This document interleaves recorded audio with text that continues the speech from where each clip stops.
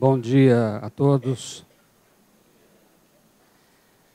Que nos deixemos envolver pelas vibrações suaves, fraternas, que são cultivadas através dos diversos trabalhos que se realizam aqui na casa.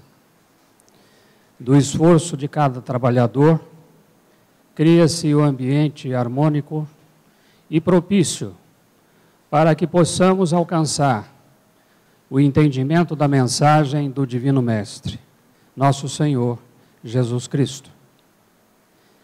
Essa é uma semana diferente. O mundo, assim chamado cristão, se debruça sobre os últimos momentos de Jesus na Terra. Vemos encenações várias, demonstrando o martírio do Divino Mestre. Esperamos com ansiosidade o domingo como um dia festivo. Mas cabe também fazer uma pausa para uma reflexão.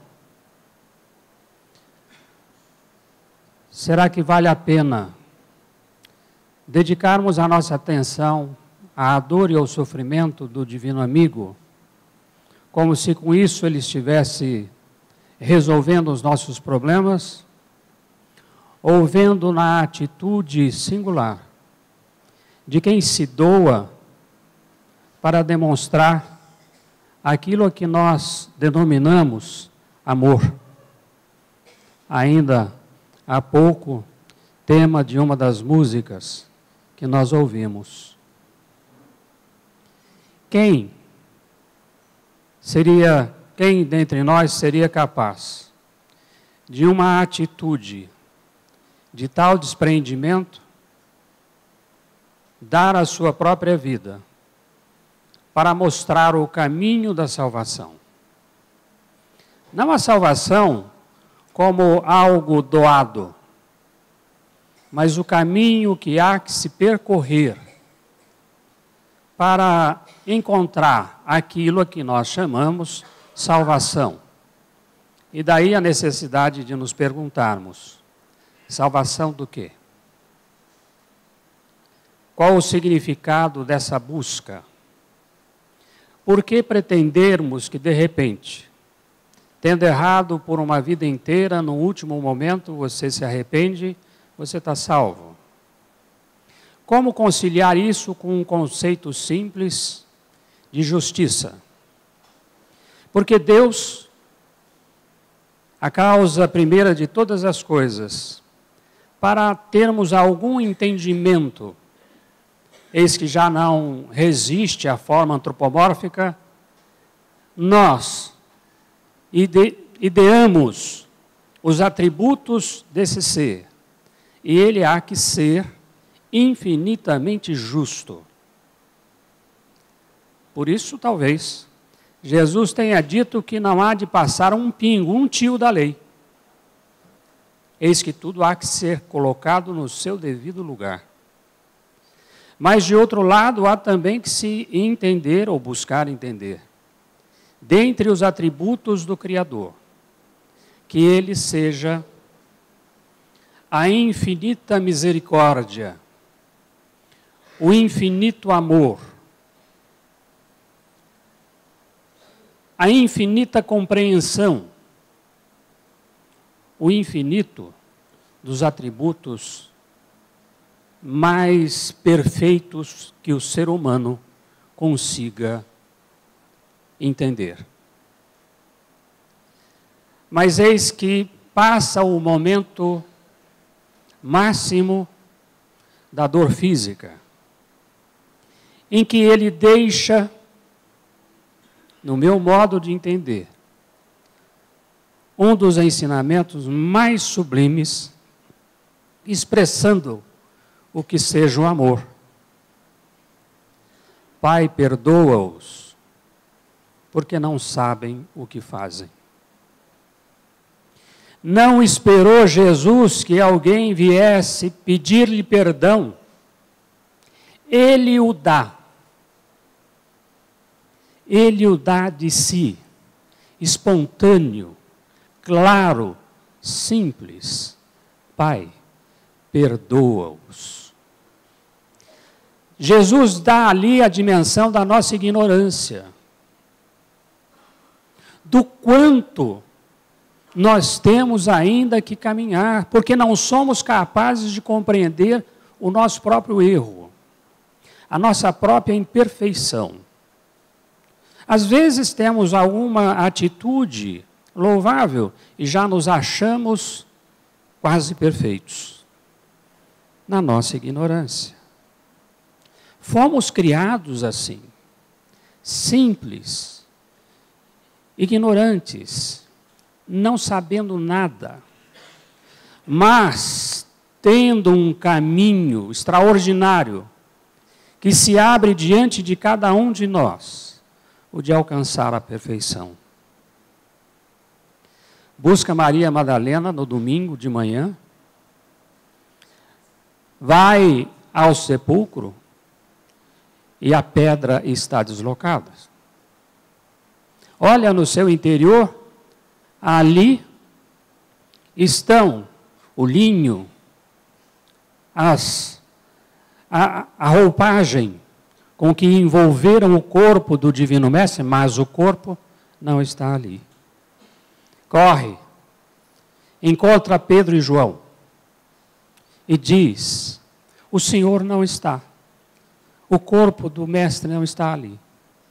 E correm os dois discípulos, lá chegam, não está. E Maria está sentada à porta do sepulcro, chorando. É interessante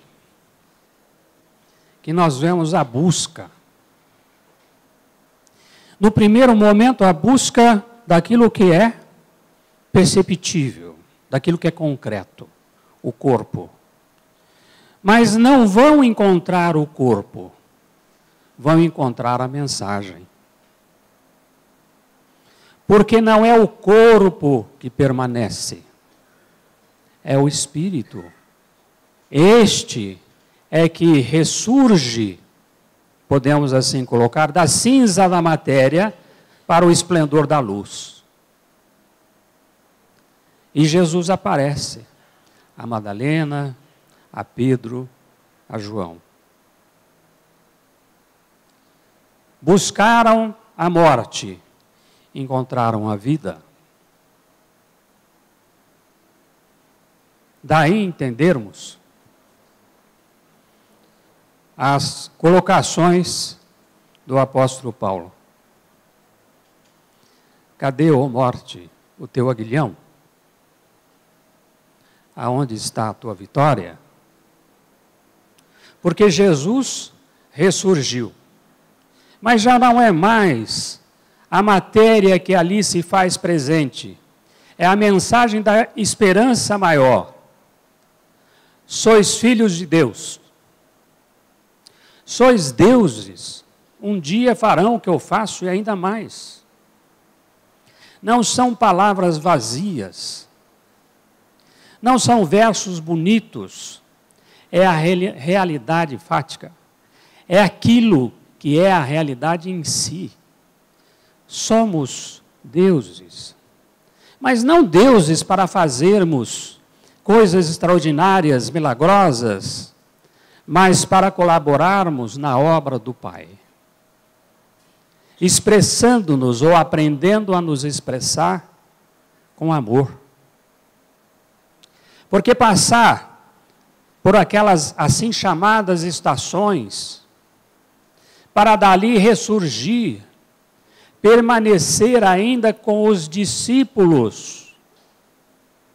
E aqui começamos a compreender a diferença entre aquele que aprende e aquele que trabalha. Até então, os discípulos, são aprendizes. Mas são convidados a partir dali a uma nova atitude diante da vida. Eis que chega Pentecostes. E então uma língua de fogo cai sobre os discípulos. E a partir dali, já não são mais discípulos simplesmente. São apóstolos, são trabalhadores, vão levar a mensagem divina do Evangelho para todos os povos. Mas o homem, na sua ignorância, do não saber, ele quer ter o predomínio pela força física bruta e não pela força ensinada por Jesus. A força do amor. A força do dar-se, do doar-se, sem pedir absolutamente nada em troca. Tem os discípulos a sua quarentena, um pouco mais de 40 dias, para as suas reflexões, enquanto o mestre ainda se faz entre eles, até que ascende ao céu. Sai da vista material, para que então a mensagem impressa nos corações desses discípulos os faz apóstolos. E eles sabem que, como apóstolos, não poderiam pretender ter uma vida tranquila, a salvo de tribulações, porque enfrentarão resistências as mais diversas, mas estarão no exercício da fé, porque a esperança é mais do que esperança, é a certeza de que a vida não cerra com a morte do corpo, porque o corpo é apenas o instrumento. Não por outra razão, nos fala Paulo, do corpo corruptível e do corpo incorruptível. Corpo corruptível porque ele se deteriora, ele se transforma, ele deixa de dar condições ao espírito de expressar-se no ambiente material. Retorna para onde veio. Se é pó, retorna ao pó. E assim é da própria natureza. Mas o corpo que permanece é o espiritual. E este acompanha o espírito em toda a sua jornada evolutiva, até que na sua quinta essência, já talvez nem se apresente mais em forma. E para alcançarmos alguma compreensão do que seja este corpo, nós vamos encontrando relatos de irmãos nossos, companheiros desta humanidade da qual nós fazemos parte, mas que já se encontram ainda espíritos vinculados a uma humanidade de expiação e provas, mas que já alcançaram uma condição em que a feição deste corpo para eles já não é a mesma. Não precisam das pernas para se locomover, porque se locomovem pela vontade do pensamento. Mas nós temos dificuldades de até visualizar isso, e são eles ainda companheiros nossos, desta humanidade da qual fazemos parte. Mas como chegaram lá? Se não através do trabalho. Realizando grandes obras, realizando uma grande obra, a da sua transformação moral. Para aprendermos a amar ao próximo, temos que aprender a amar a nós. Para amar é preciso ter respeito é preciso nos respeitarmos. Temos deficiências, dificuldades, saibamos enfrentar essas deficiências e dificuldades no dia a dia, sem agir de forma apressada, mas sem deixar para amanhã aquilo que pode e deve ser feito hoje. São as pequenas situações de cada dia. Como chegarmos ao ponto de perdoar sem que alguém precise pedir perdão para nós? Se não buscando compreender a sua própria natureza, falível, imperfeita, para compreender então a falibilidade do outro. Para compreender de que o outro também é frágil. E dentro desta compreensão, trabalharmos no sentido de fortalecermos a nossa fé e esperança na vida futura. Eis que Jesus ressurge. Se José de Arimateia pedir a Pilatos para cuidar do corpo do Cristo, e eu vejo, nesta atitude de José de Arimateia, um momento em que ele teve que vencer os seus medos. Porque ele estava pedindo o corpo de alguém que havia sido condenado e levado à cruz. E ele vence esse temor. E se dispõe e pede ao governador: Senhor, permita-me que eu possa sepultar o corpo de Jesus. Parece simples, né?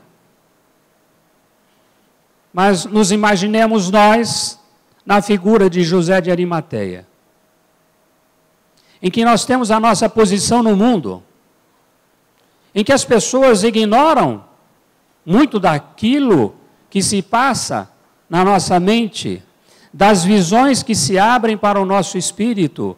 Estamos ainda em lutas dentro de nós.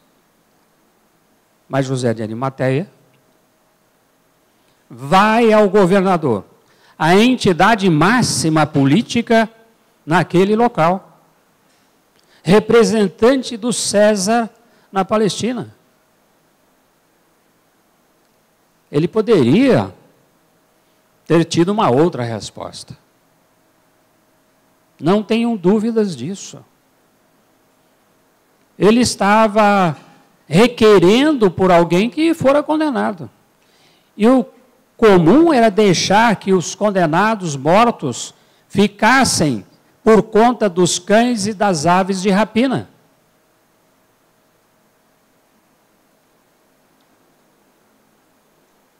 Ele dá o primeiro passo. E não era nem um discípulo. Era uma pessoa que buscava. Alguém que procurava entender o que era a mensagem daquele rabi. E achava coisas excelentes. E ele tinha o conflito natural de quem fora criado nas concepções do Velho Testamento. Ele teve que vencer uma dificuldade dentro dele. A mim, vejo a atitude de José de Arimateia como uma situação comum que cada um de nós atravessa. O confronto das nossas velhas concepções com uma visão que não se atém às particularidades da matéria, do mundo físico, das posições sociais, para nos levar, e como vi o termo, alavancar o nosso espírito para planos mais elevados. Sou um espírito imortal. Jesus é o exemplo mais claro e cristalino com a sua atitude de não ter o corpo no sepulcro, vir e dizer para Maria Madalena, para Pedro, para João, de que ele estava vivo. Não mais vivo na matéria, mas ele continuava vivo porque é espírito. Esta é a mensagem de esperança que sobressai deste domingo assim chamado da Páscoa. Porque a Páscoa é uma festa dos hebreus. Mas o que pode ela significar então para nós, que buscamos seguir Jesus? Senão a mensagem da esperança maior que se faz a referência para o nosso caminhar. Eu estou aqui na terra, mas eu não sou daqui da terra. A minha pátria é a pátria espiritual. Eu estou aqui, mas não sou daqui. Mas tenho que dar o devido valor àquilo que Deus me coloca nas mãos aqui, porque disto terei que prestar contas. Vide a parábola dos talentos, em que cada um recebe uma quantidade de moeda. E aquele que menos recebeu, temeroso de perdê-la, enterra, e ao final é admoestado, é advertido. Por que você não colocou então na mão de quem sabe trabalhar? Quantos trazem mediunidade nos dias de hoje e colocam-na embaixo da terra? Escondem-na com medo. E se esquecem. São espíritos imortais. Ah, mas eu tenho medo. Medo do quê? Ah, eu tenho medo dos espíritos. Mas como? Se você é espírito. A única diferença é que você é um espírito que está encarnado. E Kardec, para que a gente entendesse bem, ele no livro dos Espíritos, no início, no prefácio, ele vai, nos prolegômenos, ele vai colocando. Olha, para a gente se entender, quando eu falar alma, estou dizendo do espírito encarnado. Quando eu disser espírito, eu estou me referindo à entidade espiritual, não está encarnado. Medo do quê?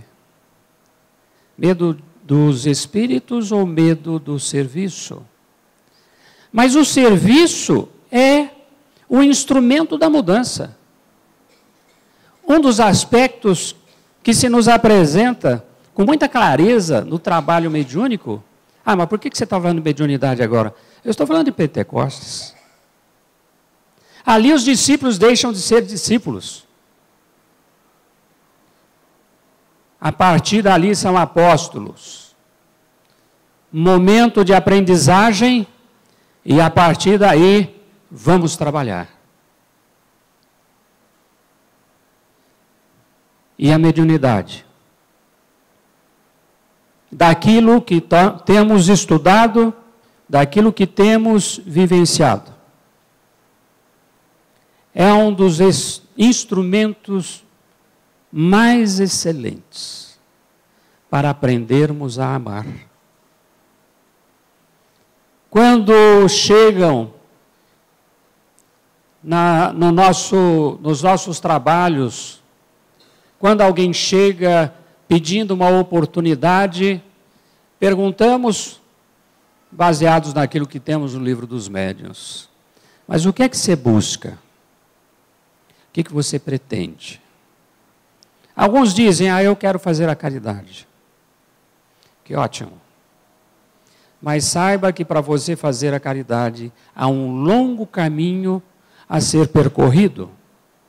Porque primeiro, isso nós temos no livro dos Espíritos. Primeiro, nós temos que aprender a fazer o bem. A fazer o bem em qualquer circunstância. Entendendo de que o bem que nós não fazemos, e disso resultar um mal, somos desse mal responsáveis. Depois de aprender a fazer o bem, aí nós vamos então dar o segundo passo e aprender a fazer o bem com amor. Porque de tanto fazer o bem, a gente esquece daquela história, bom, se eu estou fazendo o bem, Deus há de me beneficiar de alguma maneira, há de aliviar o meu fardo. A gente começa assim, não é diferente, acredito, para nenhum de nós. Nos tempos de mocidade, em termos humanos já há algum tempo, mais de 50 anos, íamos então distribuir as sacolinhas da campanha do quilo. E um companheiro nosso, que eu tenho uma grande estima, e há uns 45 anos que não o vejo. Conversávamos, jovens, 16, 17 anos. Íamos conversando e ele dizendo da sua dificuldade. Do quanto se sentia constrangido naqueles momentos, porque ele sabia que ele estava fazendo alguma coisa boa. Mas ele não conseguia deixar de pensar de que ele fazendo alguma coisa boa, ele ia receber alguma coisa boa em troca. E ele não queria pensar dessa forma. Ele estava nas suas colocações, jovem, como nós, mas falando da maturidade do seu espírito e dizendo, precisamos aprender a fazer o bem, sem nenhuma outra preocupação, que não seja fazer o bem. Não quero pensar que eu vou receber alguma coisa. Eu quero fazer o bem porque é bom. Eu quero fazer o bem porque representa uma diminuição da dor, do sofrimento do meu irmão e, para mim, não quero mais nada.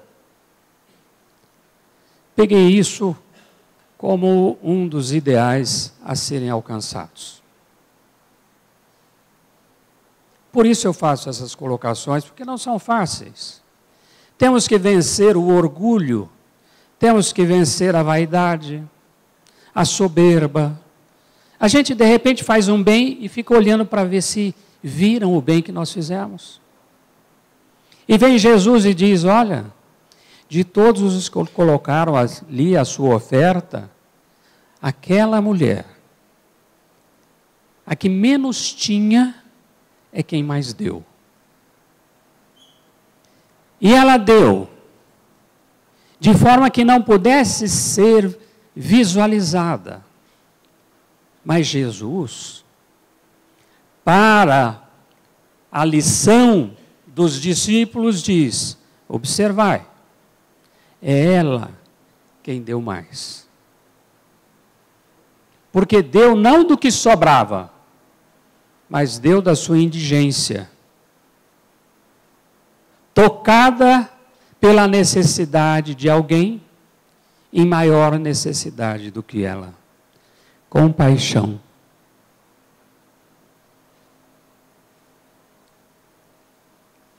Não simplesmente festas, comemorações, mas reflexões. Pois que grande parte de nós somos discípulos. Mas chegará o dia do Pentecostes para cada um de nós, quando alguém diz assim, olha, você não pode nos ajudar neste trabalho aqui da casa?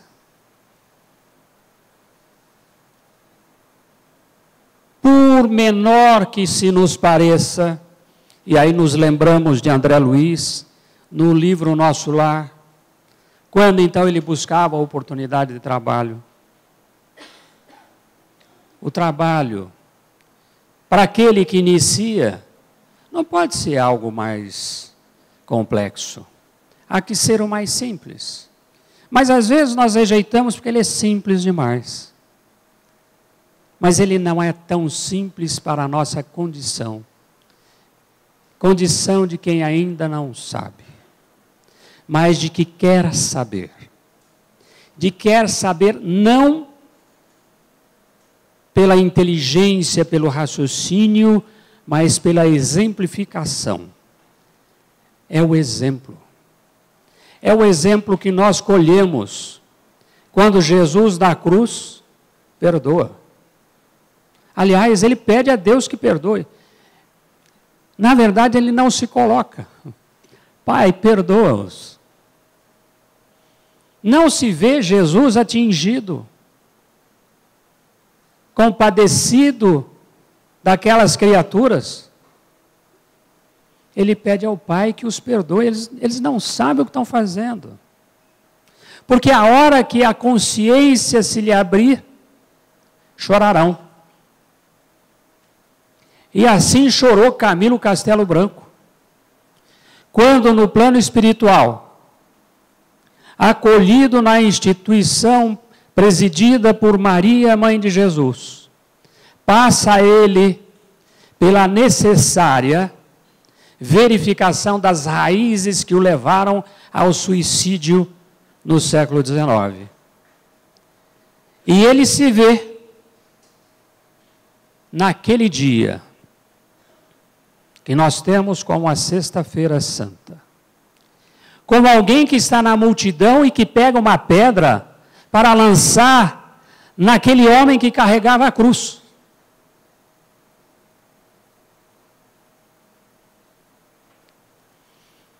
E aí, ele chora.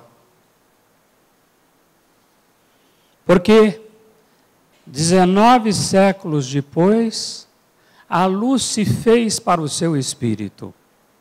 Como sou imperfeito. Como fui capaz de tal atitude, de pegar uma pedra para lançar contra aquele que é a luz do mundo. Eu sou o caminho, a verdade e a vida. É isto que Jesus nos deixa. Eu sou o caminho. Ninguém vai ao Pai senão por mim.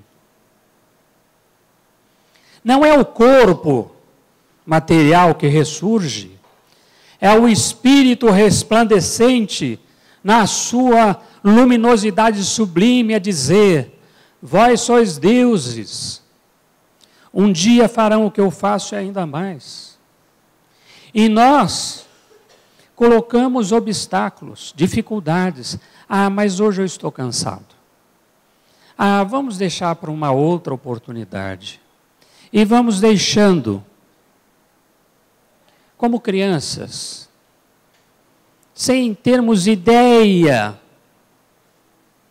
das oportunidades sublimes que nos são ofertadas para obtermos a nossa própria luz. Brilhe a vossa luz. É assim que Jesus coloca. Vós sois o sal da terra. Para que serve o sal se ele se tornar insípido? Somos discípulos. É preciso colocarmos a mão na charrua. E quem coloca a mão na charrua e olha para trás não é digno daquele trabalho. Ah, mas não sei se eu vou fazer. Não, eu acho que vou deixar. Não, você não está pronto. Aliás, pronto você está. Mas você ainda está muito frágil dentro de si. Não sou eu quem vos falo, que posso abrir alguma luz no entendimento de cada um de vocês. Mas eu pedi, quando começamos, que nós aproveitássemos o ambiente da casa que nos acolhe.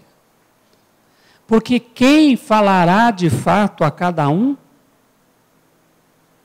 é o nosso espírito protetor. Eu sou aquele que caminha como caminham vocês. Aliás, digo para vocês que eu estava sentado ali até meio constrangido. Com toda a sinceridade. Tão constrangido.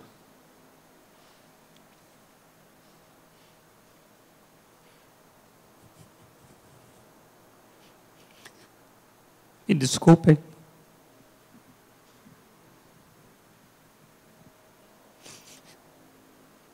Não encontro dignidade dentro de mim para falar em nome do Mestre.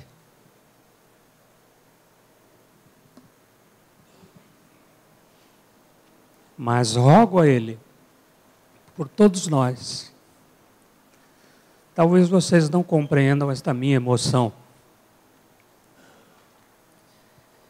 Mas cala fundo no meu peito. O quanto precisamos de nos esforçar para acordar.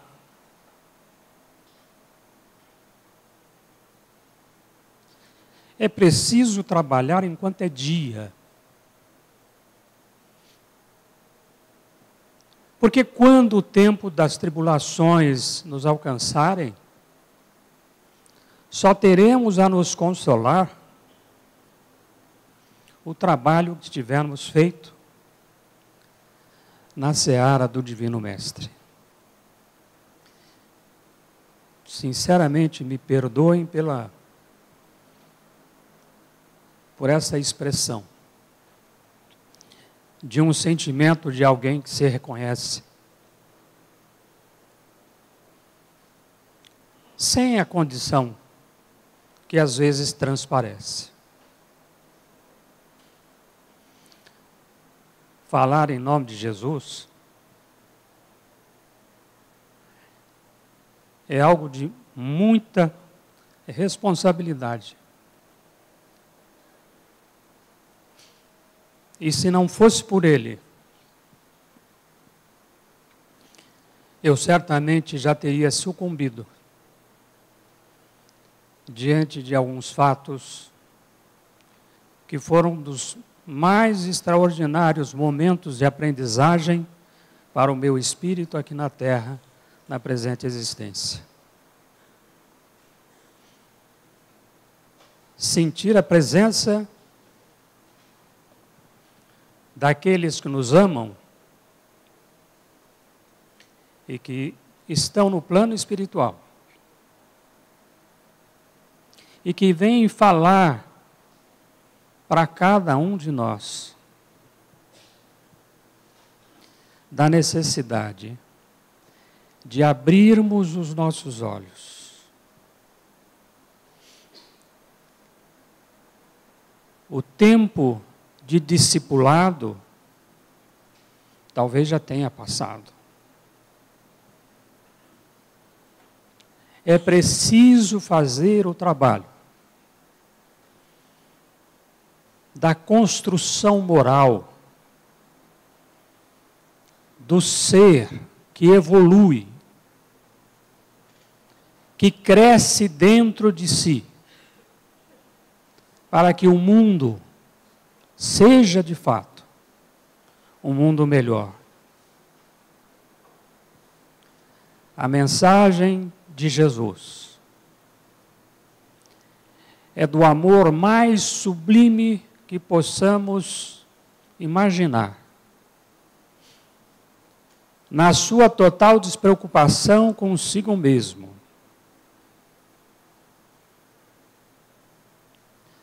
Da paciência com que nos aguarda, do carinho desvelado que tem por cada um de nós. E nós, o que temos feito?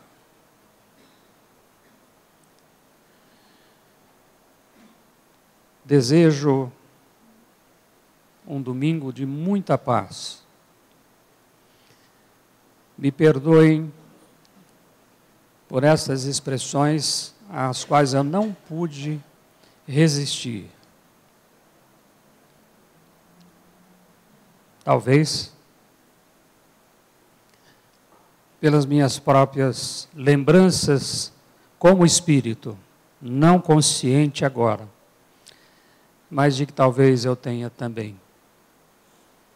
Assim como o Castelo Branco, pego de uma pedra para jogar no Divino Mestre. E tomado consciência desse ser extraordinário, a consciência nos desnuda a realidade, tocando o coração. Muita paz.